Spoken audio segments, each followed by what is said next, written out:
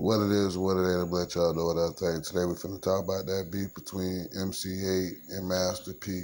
Now a lot of y'all don't even know that they had a beef, and a lot of people heard that podcast when Big Court was on and MC Eiht started voicing his opinion, and he was saying that Master P wasn't giving out good deals.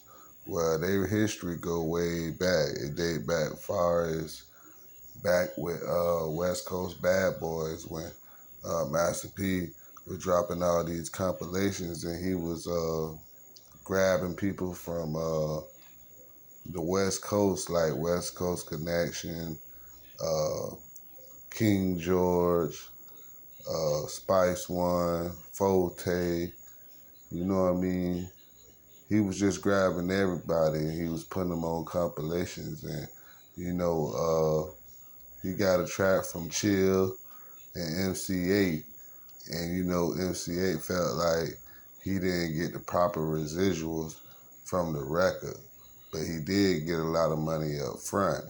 So he never heard nothing back from P, and when P started blowing up, and P never really gave him his proper credits. You know what I'm saying? Besides his name on the CD, but he didn't give him no back end. But you know what I mean? MC Eiht used to hear stories from Mac 10 and Ice Cube about how Master P handled his business practices. But Master P did want to sign MC Eiht at one time, and it was on the table. The idea was on the table, but MC Eiht was closer to Mac 10 at the time. You know what I mean? And, Matt 10 got a hold to him, and he signed him up. You know what I mean? The Who Banging. So that's why they didn't really get a chance to do too much collaborations. But they did do some tracks. And Master P really was looking for MC Eiht. He wanted the MC Eiht to play in this movie. And, he wanted the MC Eiht to sign with No Limit just before Snoop came over there.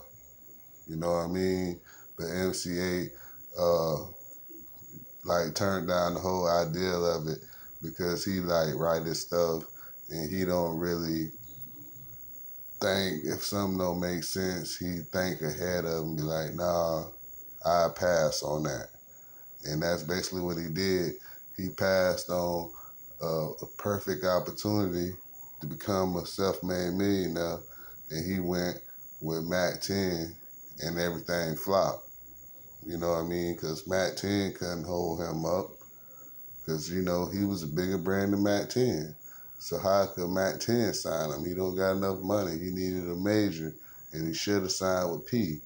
But now he want to hate on P because P went on, got Snoop Dogg, and sold like 3-4 million.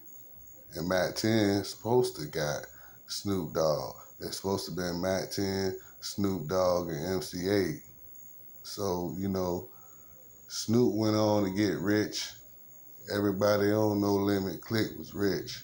Had chains, had houses, had cars, whether they was hot or not. So how could you hate on a man that's giving somebody more than what they deserve just because you felt you worked hard for what you got, MC Eiht, and you got a lot of talent? You just didn't take the opportunity to just be a millionaire. You know what I mean? You cared about being a star, about your reputation, how you people looked at you and felt about you. Look what Snoop Dogg did. He blew up. You know what I mean? So Big Court was really right, and MC Eiht was just hating, going against the grain like he always do. But he was the first cat that got ran out of the hood over there in Dragnew, and Chill used to want to beat him up. And Pia Pia step on this dude, man. He'll crush him. But MC Eiht ain't even worth his time because he ain't gonna do nothing but peace treaty.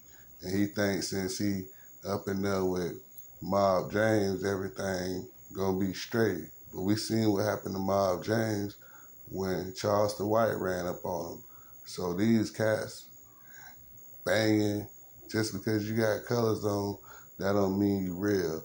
Master P would slap everybody in that podcast. I believe Big Court could have flipped over the table and beat all them niggas' ass.